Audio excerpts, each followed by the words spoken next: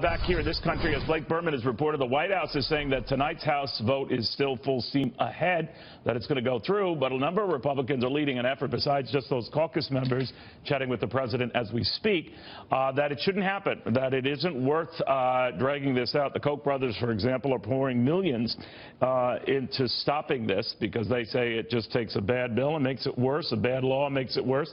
Freedom Partners Executive Vice President James Davis heads one of those two Koch networks doing so.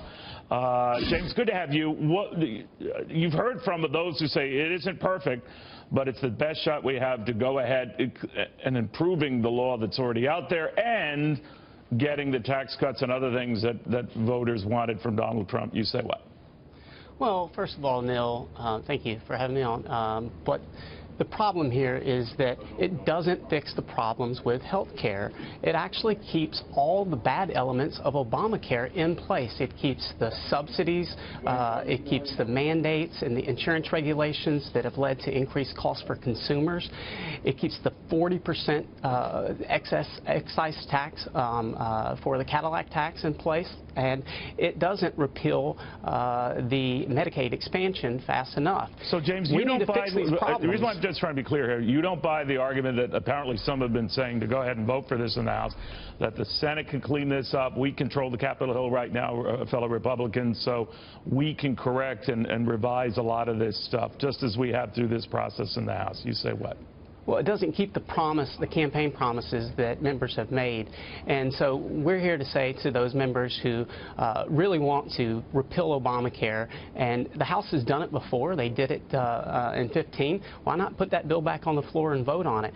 But they've done variations of that dozens of times, right? I mean, exactly. So do it again. Do it once more. And ensure a signature of the president. Exactly. Okay. And live up to the promises that you've made to your constituents. You know, one of those promises, James, I know we've chatted about this, is that another promise was regulatory relief, big tax cuts, all this other stuff the president has waiting by getting this stuff done first. And that if this is stymied for whatever efforts, and you raise a couple of very good reasons why this should be examined, that other stuff doesn't get done. And those were similar promises this president and this Congress and its majority made. Yeah, all of those issues, there are a lot of major issues that we can tackle as a country that we need to tackle. And I think that the prioritization of some of these issues that have been put forward by the White House and by the Congress is a good priority. We're aligned around those priorities. We want to see comprehensive tax reform.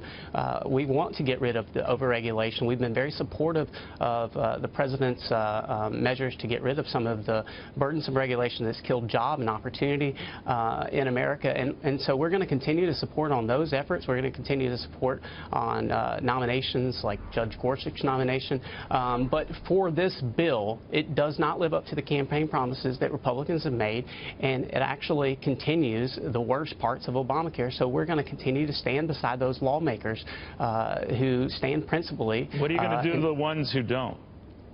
Well, you know, Kelly Ayotte is a great example of, she took a series of unprincipled stands. We had previously supported her, and we decided that we can no longer stand with her because she wasn't standing beside those principles anymore. And so we didn't support her. What about these Republican congressmen, James, who don't go along with what you want to see done and vote for this? Would you promise or look into, or the Koch brothers look into, primaries for these guys? Well, it's going to be hard for us to stand by them. So we're going to look at the total votes that they take on all of these issues because we want to make sure that we're standing beside people who stand beside the principles that are going to make our country better, that are going to give more opportunity. A threat, James. I know you're a nice guy, but that sounds like a threat. Well, like I was saying earlier, Neil, even not standing with legislators or lawmakers during an election can have some pretty profound consequences. Sure. And Kelly Ayotte is a great example of that.